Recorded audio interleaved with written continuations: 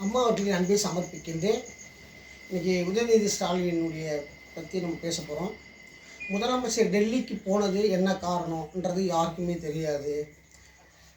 எப்பவுமே மத்திய அரசாங்கனுடைய அனுமதி இல்லாமல், மத்திய அரசாங்கனுடைய சட்டத்திட்டங்கள் இல்லாமல் எதுவுமே யாராலையும் மாநில அரசால் பண்ண முடியாது. ஒன்று. அதே மாதிரியா மாநில அரசு இல்லாமல் மத்திய அரசாங்கத்தால் எதுவுமே பண்ண முடியாது. ஒரு வீடுன்னா எப்படி ஒரு தாய் தந்தை எப்படியோ அது மாதிரி தான் இந்த உலகம் இழந்து கொள்கிறது. இது யாருக்குமே உலகத்துக்கு தெரியாது.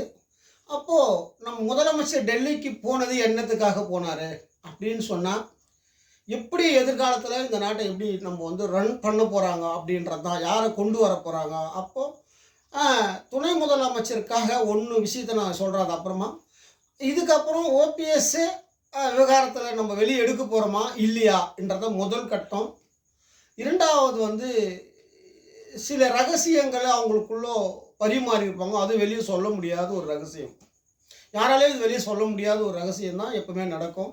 அது நடந்தது. நான் துணை முதலமைச்சருக்காக போனது, அப்புறம் பல விஷயங்களுக்காக போனது. உலகம்னா என்னான்றது யாருக்குமே தெரியாது, பிரதமர்னா என்னான்னு தெரியாது, ஒரு முதலமைச்சர்னா என்னான்னு தெரியாது.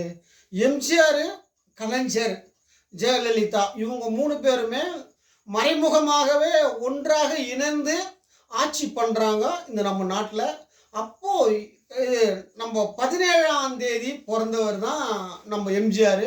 அதே 17ஆம் தேதி பிறந்தவர் தான் நம்ம பிரதமர். அதனால் திமுக அரசுக்கு இந்த 17 ஒரு ராசியான நம்பர், ஒரு சாதாரண நம்பரே கிடையாது, ஒரு ராசியான நம்பரு. அதனால தான் நம்ம திமுக அரசுக்கு சாதகமாக நம்ம தமிழ்நாட்டில் ஆட்சி அமையுது. அந்த 17என்ற சக்தி நம்ம டிஎம்கேக்கு சாதகமாக இருக்கிறதுனால தான் அவ்வளோ ஆட்சி அமையுது.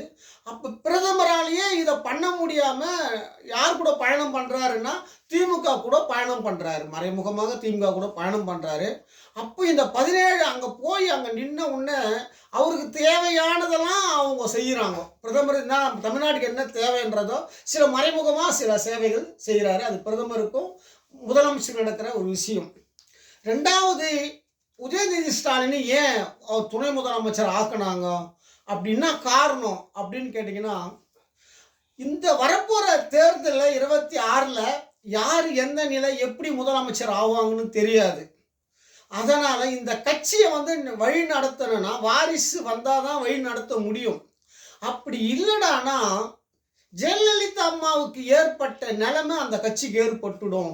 ஏன்னு கேட்டீங்கன்னா, ஒரு சாதாரண ஆள் அதிமுகவில் எடப்பாடி, தினகரன், பன்னீர்செல்வம், சசிகலா ஒரு சாதாரண ஆள், அவங்க குடும்பம் அவங்க பக்கத்தில் இருக்கிற ஆள், அவங்களே இந்த கட்சியை அழிச்சிட்டாங்க.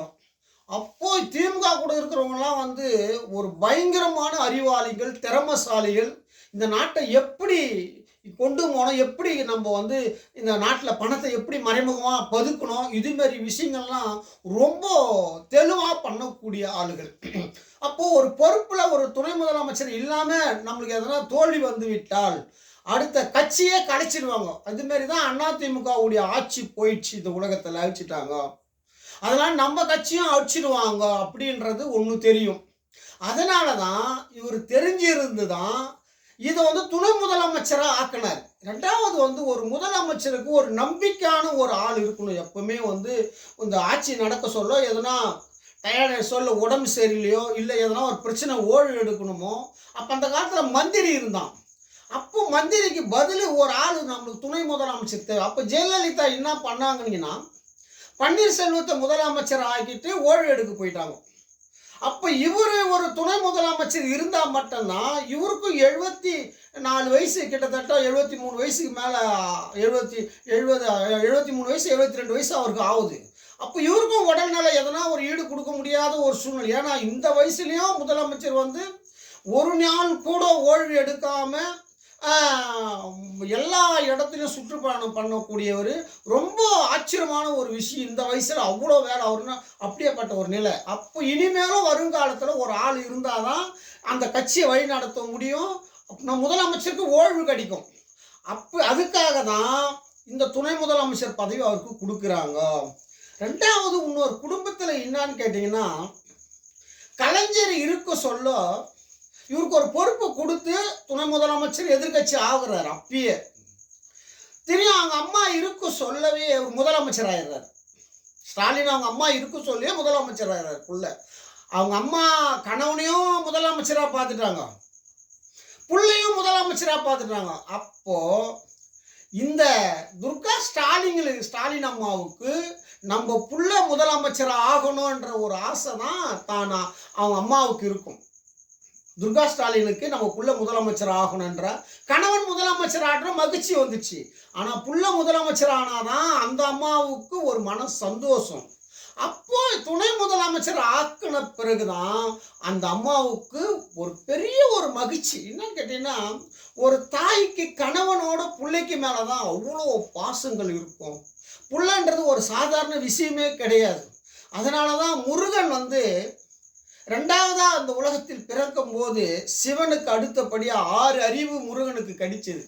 5 அறிவு மட்டும்தான் சிவபெருமான் கடிச்சு. 5 பஞ்சபூதம் தான் அவரு. ஆனா முருகர் 6 சக்தி கொண்டவர்ன்றதான் கொண்டு. அப்போ உதயநிதி ஸ்டாலின் இந்த 6 சக்தி நம்பர் கொண்டவர். நம்ம முதலமைச்சரோட ஒரு சக்தி அதிகமா இருக்கிறது. ஏன்னு கேட்டீங்கன்னா, அவருடைய பிறப்பு டேட் சாதாரண டேட்டே கிடையாது. சாதாரண டேட்டே கிடையாது. 27ஆம் தேதி அவர் பிறக்கிறாரு. 7 அவருக்குள்ள வந்துடுது.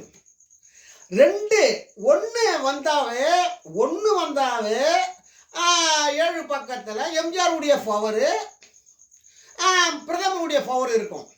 ஆனால் 2 வருதுன்னு சொன்னேன்னா காஞ்சியுடைய பவர் இருக்கும். காஞ்சியுடைய பவர், ஜெயலலிதாவுடைய பவர் இருக்கும். அந்த பவரில் பிறந்தவர் தான் நம்ம உதயநிதி ஸ்டாலின். சாதாரண ஆள் கிடையாது உதயநிதி ஸ்டாலின். ஏன் நான் சொல்ல வரேன்னா, நான் வாழ்க்கையில் நான் 2 நடிகனை சந்திச்சிருக்கிறேன் தமிழ்நாட்டில். ஒன்று உதயநிதி ஸ்டாலினை, இதே என் வீட்டு பக்கத்திலேயே அவர்கிட்ட கை கொடுத்துட்டு போயிருக்கிறேன். தனியாக உட்காந்துருக்கிறாரு, நான் முதல்ல அவர் கை கொடுத்துருக்குறேன். அதே மாதிரியா விஜய்க்கும் நான் கை கொடுத்துருக்கேன். விஜய்கிட்டையும் நான் கை கொடுத்துருக்குறேன். ஆனால் அது விஜய்க்கே தெரியாது. நம்ம ஊருக்கு வந்தார், அவர் பேசுகிறாரு, அவர் பக்கத்தில் இருக்கிறேன், அவருக்கே தெரியாது விஜய்கிட்ட நான் பேசியிருக்கிறேன்றதை. அதே மாதிரி உதயநிதி ஸ்டாலின்கிட்டையும் நான் பேசியிருக்கிறேன், சிரிச்சிருக்கிறார் என் பக்கத்துலேயே. நான் அவர் பக்கத்தில் தனியாக உட்காந்துருக்கிறாரு. அப்படியாப்பட்ட என்னை சந்தித்த ஒரு அதிசயமும், இவருக்கு ஒரு பெரிய இவ்வளோ சீக்கிரமாக ஒரு துணை முதலமைச்சராக இந்த வயசில் வந்தோன்னா ஒரு சாதாரண நம்பரே கிடையாது. உதயநிதி ஸ்டாலின் அந்த பெரிய புழாரம் கடிக்கிறது ஒரு இந்த வயசில் அவர் கடிச்சது ஒரு பெரிய விஷயம். யாருக்குமே இவ்வளோ சீக்கிரம் கிடைக்காது. ஆனால் சந்தர்ப்பம் சூழ்நிலை அவருக்கு ஏற்ற மாதிரியே அமையுது. 2வது பாருங்க, விஜய் மாநாடு போடுறாரு. எந்த டேட்ல போடுறாரு பாருங்க. எந்த நம்பர் தமிழ்நாட்டை ஆட்டி படைக்கிறதோ 27ஆம் தேதி துணை முதலமைச்சர், வருங்கால தமிழ்நாட்டு முதலமைச்சர் அவரு பிறந்த டேட்ல தான் அந்த டேட் அமையுது. கரெக்டா உதயநிதி ஸ்டாலினுடைய டேட்ல தான் அவருக்கு மாநாடே முதல்ல அமையுது. அதிசயம் பாருங்க. இந்த உலகத்துல விஜய்க்கு அவருடைய யாருடைய நம்பரை எடுத்து வைக்கிறாரு, உதயநிதி ஸ்டாலினுடைய பிறப்பு நம்பரை தான் மாநாடே அன்னைக்கு ஓப்பன் ஆகுது. அப்போ உதயநிதி ஸ்டாலினும் விஜயும் நம்ம நாட்டை எதிர்காலத்தில் ஆள போவார்களா? நிச்சயம் ஆளுவார்கள். இவங்க 2 பேருமே இந்த நாட்டை ஆளுவாங்க. ஏன்னா வாரிசு தேவை. வாரிசு தான் இந்த உலகத்தில் முக்கியம். அதனால நிச்சயமா விஜயும் உதயநிதி ஸ்டாலினும் அன்னைக்கு எம்ஜிஆரும் கலைஞரும் எப்படி இருந்தாங்களோ அந்த நிலைமைக்கு வர 95% வாய்ப்பு இருக்கிறது. விஜய்க்கு என்னுடைய மனமானந்த வெற்றி இந்த மாநாடு அமையட்டும்.